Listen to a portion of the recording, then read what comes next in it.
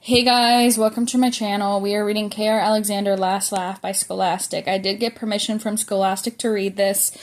We are on the last chapter though, and we're also going to read the monologue. The last chapter is 35, and we are on page 159.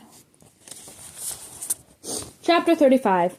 It feels like an entirety of falling, of hearing nothing but the cackling of clowns, feeling nothing but their tiny hands trying to rip me apart, and seeing nothing but darkness as their bodies press the air from my lungs. Then there is a flash of light, and suddenly the pressure and the cackle are gone. Moments later, a hand is on my shoulder helping me sit up.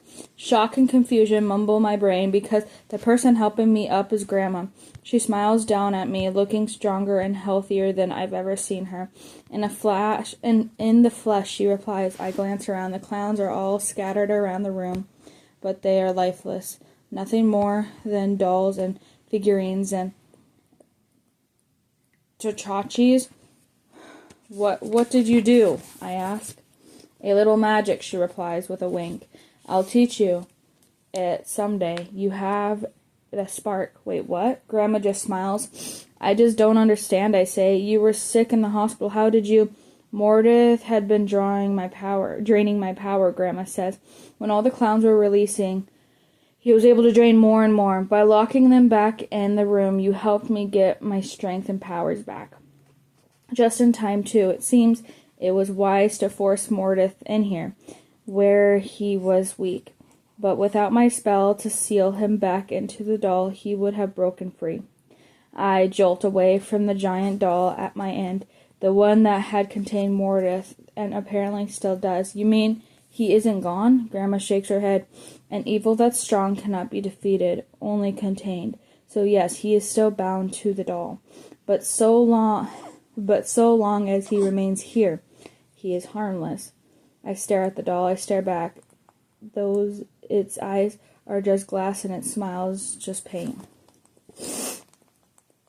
I want to say it's hard to imagine a great evil lurks inside something so childish, but it isn't. I finally understand. Clowns are terrifying. Epilogue. I think that's what it is. Look sharp, twerp, Sarah says from across the kitchen. I glance over just in time to see her toss a soda towards me. I manage to catch it, though I nearly fumbled it. Your reflexes are getting better, she bandmate Alex says. Maybe someday you can join us in the band. Huh? Don't get ahead of yourself, Sarah replies. Even though I bet he'd make a mean drummer, I smile. Ever since the event with the clowns, she and I have gotten close, almost as close as me and Genevieve, who sits on the other side of the kitchen table doing her homework as always. And this one is clearly going to be the lead singer, Alex says, tousling Genevieve's hair. I bet she's going to be a great at screamo.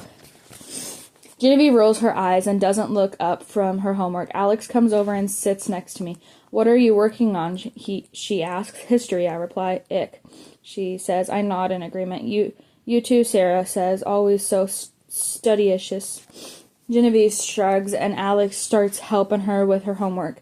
Sarah sizzles up next to me. Have a moment, she asks. I nod and stand. She leads me into the living room. After Grandma came back, Sarah woke up, not really remembering much of what happened. Honestly, that's probably for the best.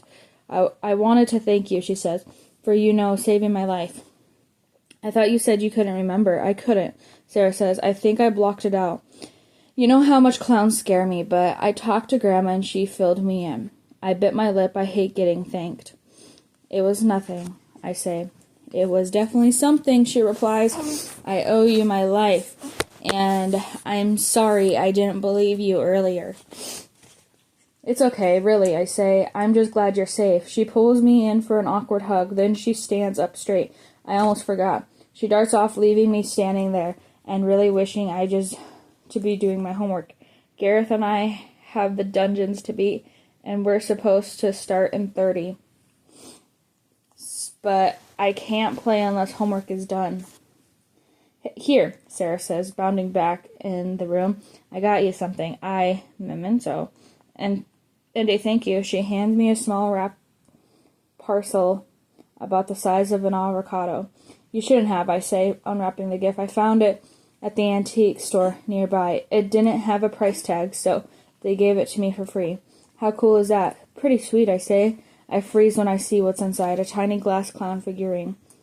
Isn't it cool? She says. She asks. I mean, sort of creepy, but that's the point. I have to remember what we went through together. I open my mouth, but no words come out because, yes, it's heartwarming, but I am also 100% certain I'd seen this clown on Grandma's dresser. I thought we had trapped them all in the house, but if one was out of the world, there were probably others with the soul and power of Mordith locked inside, others waiting to escape and cause chaos, to follow their victims around, scaring them to the very end. They could be anywhere. Acknowledgments. I've never been scared of clowns. I've never had a chance. I grew up surrounded by larger-than-life clowns, paintings scattered throughout the house. Don't ask me why. So I had to get used to their creepy smiles and glassy eyes. Clowns are everywhere, which is precisely why I wanted to write this story. I want to thank everyone at Scholastic for allowing me to write about some of my favorite things, especially my editor, David. I don't know how to say his last name. David, for his insight and nudging to include even more creepy clown scares.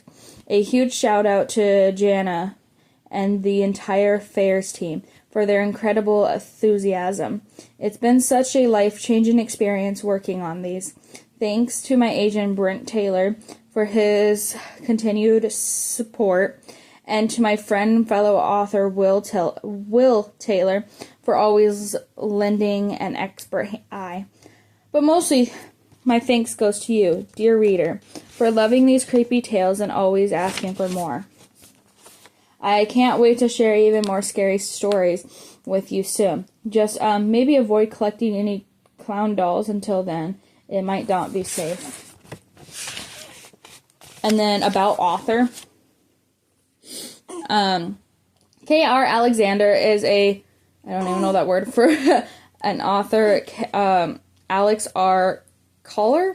As K.R., he writes thrilling, chilling books for adventurous young readers. As Alex, his actual first name, he writes fantasy novels for adults and teens.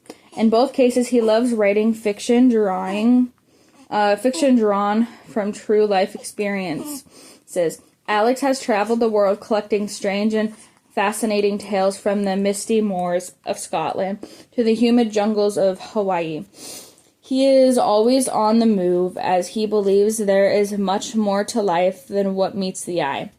As of this writing, Seattle is currently home. KR's other books include The Collector, which I've read, The Collected, which I've read, The Fear Zone 2, The Underground, Fascini, Escape, Dark Room, Gallowgate, and the books in the Scare Me series. You can contact him at cursedlibrary.com. And that is the end of this book. I will see you guys in the next book.